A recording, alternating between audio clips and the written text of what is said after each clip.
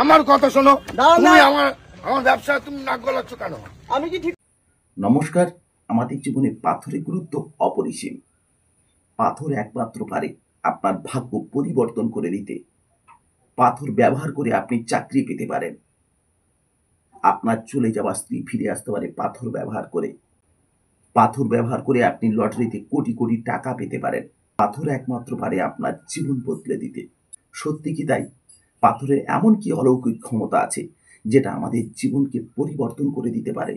আপনারা পথে চলার সময় দেখতে পাবেন, বিশেষ করে স্টেশনে কিংবা হাটে বাজারে পথের ধারে কিছু ভণ্ড বাবাজি, তারা পাথর বিক্রি করে আপনার ভাগ্য পরিবর্তন করে দিতে পারে, আপনার চাকরি পাইয়ে দিতে পারে, আপনাকে লটারিতে কোটি কোটি টাকা পাইয়ে দিতে পারে, আপনার জীবনের পরিবর্তন করে দিতে পারে, আপনার স্ত্রীকে আনিয়ে দিতে পারে। ভণ্ড বাবাজিরা আপনার হাতে একটা পাথর দিয়ে দেবে, পাইপ ফোটার জল দেবে, একটু কেমিক্যাল দিয়ে দেবে, দেখবেন মুহূর্তের ভিতরে আপনার সেই জলের রং পরিবর্তন হয়ে গেছে। আর তখনই ভণ্ড বাবারা বলবে এই পাথর আপনার ভাগ্যের পক্ষে সহায়, এই পাথর ব্যবহার করলে আপনার জীবনের উন্নতি ঘটবে। আর সেটা সহজ সরল মনে আপনি সেটা ধারণ করে নেন, আর সেই সরলতার সুযোগ নিয়ে আপনার পকেটের টাকা ফাঁকা করে দেয় ওই ভণ্ড বাবাজিরা। আজকের এই ভিডিওতে আপনাদের দেখাবো সেই ভণ্ড বাবাদের কুকীর্তি, কিভাবে তারা মানুষ ঠকাচ্ছে। চলুন আমরা মূল ভিডিও ফিরে যাই। তুমি আমার ব্যবসাটাকে নষ্ট করতে চাইছো কেন? নষ্ট হচ্ছে না। তুমি কেন নষ্ট করতে চাইছো? ব্যবসা নষ্ট হচ্ছে। এখানে কি আছে দেখি, এখানে কি আছে দেখি। এখানে কিছু নেই, এখানে জল আছে। কি আছে? জল আছে তো? না, কিছু নেই। শোনো, এটা কি? আমার কথা শোনো। তুমি আমার ব্যবসা তুমি নাক গলাচ্ছ কেন? আমি কি ঠিক করছি না ভুল করছি আপনি বলুন। আপনার এই দেখেন, আমি মিথ্যা কথা বলি না, 100 টাকাই পেয়েছি। এই যে আমি সিগারেট নিতাম, খৈনি নিতাম একটু, কিন্তু সেটা হবে না। 100 টাকা এক বাড়িতে প্রথমই দিয়ে যাও। দাঁড়াও ঠাকুমা, দাঁড়াও। টাকাটা দাও। এই ব্যাগ তোমার? কোথায় গেছিলে? পাড়ায় ধূপকাঠি বেচতে। দিয়ে বেচে টেচে আজকে ইনকাম হয়েছে 100 টাকা, তাই তো? হ্যাঁ, ইনকাম হয়নি। এক বাড়িতে 200 টাকা পেতাম, 100 টাকা দিয়েছে। আচ্ছা, 100 টাকা দিয়েছে, তার মানে ইনকামও কিছু হয়নি না। কিন্তু আজকে তোমার ভাগ্য পরিবর্তন করার জন্য এই পাথরগুলো, এই পাথরটা আগে কাজ হয়েছে, তাই তো? এই পাথরের রং চেঞ্জ হয়েছে। আচ্ছা, তাহলে এই কষ্টের টাকাটা আপনি এনাকে দেবেন বলছেন, আপনার যাতে সবকিছু ভালো হয়, কাজের যাতে উন্নতি হয়। আর এইরকম মানুষগুলো কিন্তু লোক ঠকায়। দেখে মনে হচ্ছে যে লোক ঠকাতে পারে না। উনি বিশ্বাস করেছেন তো, কিন্তু আপনাকে যদি ঠকিয়ে থাকে? ঠকাবার কোনো, ওনার যেটা ভালো মনে করলো আমাকে বলবে। ভালো মনে করলো তো? এবারে এটা রাখুন, আমি বলে দিচ্ছি কিভাবে ঠকাচ্ছে। এটা মধ্যে কি জল আছে? এটা মধ্যে কি জল আছে? দুধ জল। দুধ জল? আচ্ছা, দুধ জল তো।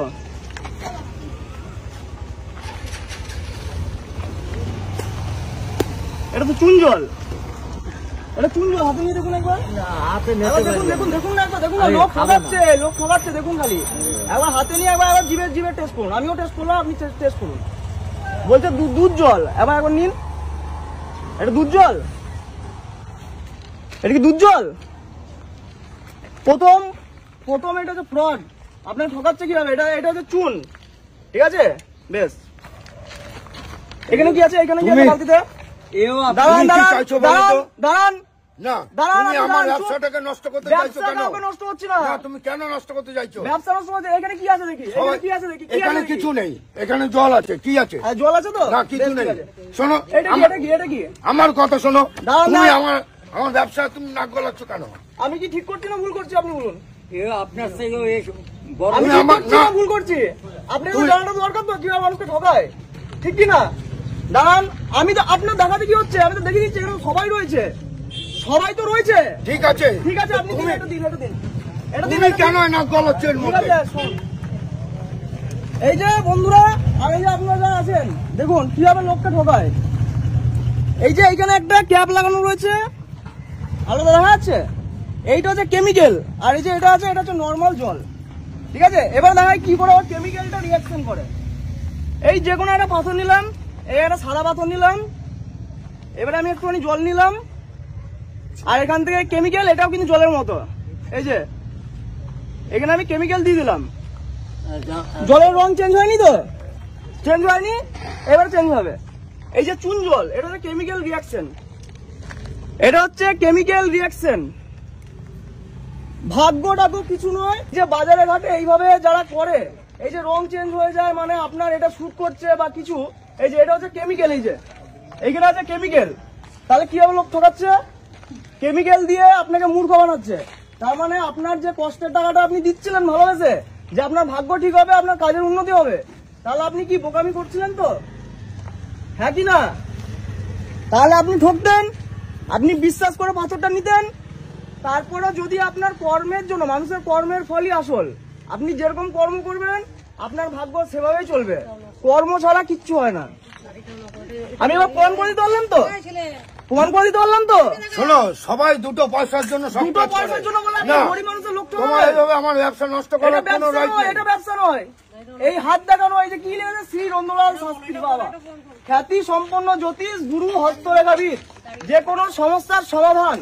কি বলছে উনি, কি বলছে? আর বলুন, ঠিক আছে, আমি ওনাকে যে কথা বলেছি সেটা কি খুব খারাপ কথা বলেছি? খারাপ আমি কি বলেছি বানিয়ে তো কথা আমি- বলেছি না ঠিক কথা বলেছি? সেটা আপনি বলুন। আমিও হাত দিয়ে বলবো, এখানে সবার লোকের হাত থেকে আমি বলে দেবো যে তার জীবনে কি সমস্যা চলছে। আজকের ভিডিও এই পর্যন্ত। দেখা হচ্ছে নতুন কোনো পর্বে, নতুন কোনো এপিসোডে।